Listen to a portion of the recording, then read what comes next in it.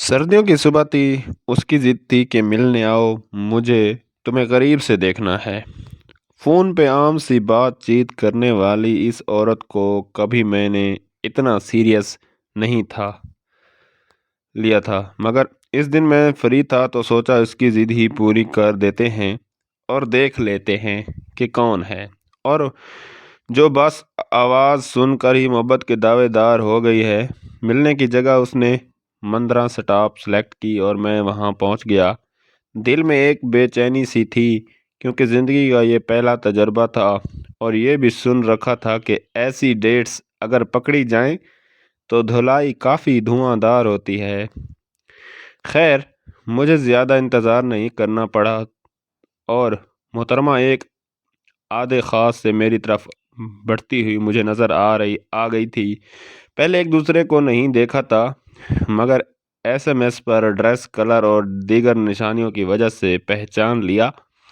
वो देखने में बेहद हसीन थी और इसे देखकर मेरे दिमाग में पहला ख्याल यही आया कि ये तो किसी को भी पागल कर सकती है, फिर फ़ोन कॉल्स पे मेरी इतनी मिन्नतें तरले क्यों करती।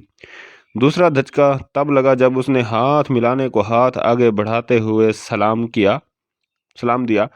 सच, मेरा किसी लड़की से हाथ मिलाने का ये पहला तजर्बा था और इस वजह से मेरा हाथ थोड़ा कांप भी रहा था, जिसे उसने महसूस कर लिया और एक ज़ोरदार कहकहा लगा के बोली, कमीने, फ़ोन पे तो बड़ी बातें करता है, अब क्यों कांप रहा है।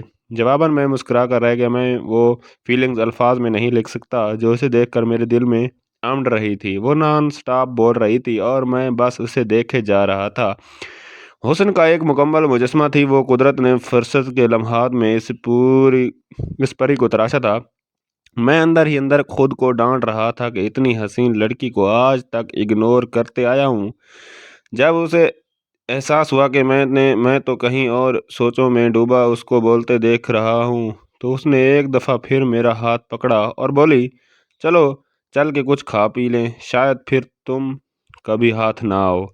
अब सीन ये था कि सारे बाजार मेरा हाथ पकड़ के मुझे लीड कर रही थी और मैं उसकी इस कदर दीदा दिलेरी पे हैरान था। मुझे आता जाता हर बंदा इसका माँ बाप, मामा, चाचा लग रहा था, जो खान खार नज़रों से हमें ही देख रहा हो।